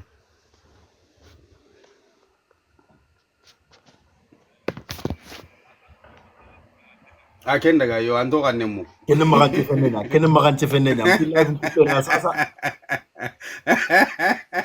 Ba couper na sasa. Kene makan cefenenya. Ngau quelqu'un ko to kuma kunga no meta nyigo ke no kuno kuno kura ndime wala ba. Non mais khayd. Non nke to kunumla. Hmm. Kana kana ganti me wala kharine khana diga mo khana contredire. Non, on te contrôle d'une ça. Quel c'est le Non, si, si, Coréen si, si, ça? si, si. Nke live ki de pour Kenya. Mais khagala no, on Non. te me va mo khay taxunu wuro Nge sege ni le yang kana. Parce que ngan to kono nga so peut-être ni na contrôle dia. Respect ki nga Kenya ngo sianga. Non, Allah serait contredire na nyama manque de respect. Yo yo yo. Yo Voilà. mais par rapport à gagner sujet ni Non, non, non, non, ouais. non. Ani fois Congo, anke nga mo Aga kebet. ana ko birma na nga mo dunye ana preuve ni liti ke ani masalange akani preuve ni liti comme wagadu ga deber mo gombe comme kagoro ga deber mo gombe anyeme C'est tout. voilà kagoro li Yo diga dagazali. kagoro li diga mo liti ar kagoro diga mo lagari fanka ata ga jiti khama kagoro kusuma kamu fo fanka ama fara ganya ma fo En tout cas, mashallah, a photo, agra mundial. Toi, bon Nanyan. Ouais. Aywa, ketange. Ouais, wallahi.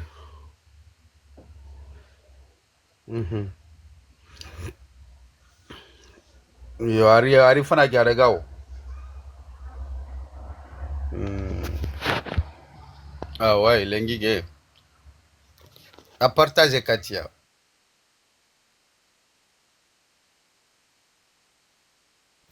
Kaiga. Ya, basunde. Kagora manne ajun kaiga. Kaiga ngene serka punya.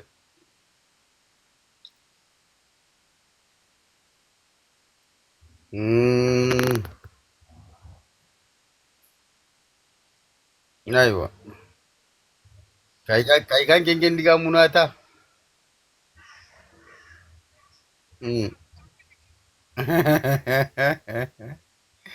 Kaiga ngene sumandanda. Voilà.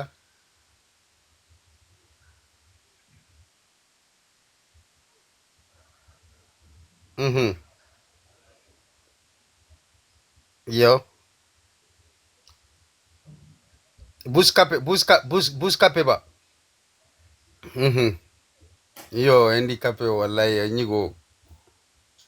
Ay. Ah, vraiment, machallah. D'accord. Damma saula ni ani damma saula mba. Ami kurongu. Tagama binaro tagama gule. Ami kurongu ni ondiga mukanyaga kama. Igatini tagama binero tagama gule. Aywa nambugu sankala ado segi musa. Na tanjike do aywa rembane sara fulangedu. Kenja andenyan ba. Tagamantan na mikro donc alla gande yan ngawanken do sura yan me spécialiste de dialogue sur l'islam ancien Suleiman. Ah ouais, c'est bien.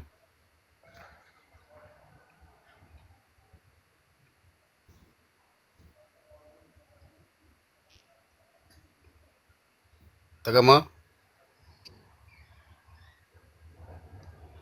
Ati la femme de Zacharia.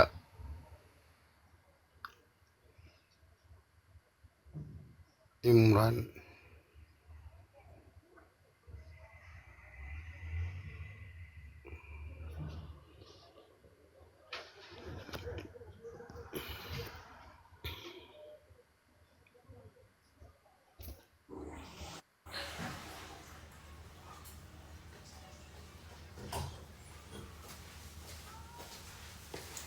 Sora. Ngao. Sora fana live ntare wa kat kan ngirin. Konal. Ay ngao maka ke kutu sa. Ah, il faut que na kutu ampari na appel nya de beri. Ambar na pel nyale bel. Yo. Ay wa kutu. Khampi magade. No amandoro. Ampari na appel nya de beri. Désolé, y a pas de problème, vas-y. Sora, oro salle Naam. nyime. Kama nan challe. Ah yo. Hakule le sani. Sora live ntare o farini live ntare. Ay, Ngao antara go. ke. Sora Nge. atare drogoto. Ngao ngefe. No atare wala atare Ah. drogoto nankanju. Sora nyime Ya basunde. ampama live ta huninde. Wallahi go ilaga ntambinde yani ngana ni ntambine au kwa Kenyan. No atare. On a les Ok, y a pas de problème. 4h23. Yo 420. Voilà, nti amaka dalla. No agana dalange maintenant na coupé. D'accord. Kagoro nyime na taray quoi. Voilà, atare. Yo voilà, kagoro nyanga watagene. Kagoro tagni sa Ok. atare. Oirini. Yo ok, oy katkane À ngao. tout à l'heure. Et trois Ok, mois merci. ay kat kan. Ok. Ok, trois maka. On a mis au doge, Inch'Allah. Merci. Ok. Ok, trois maka. On a mis au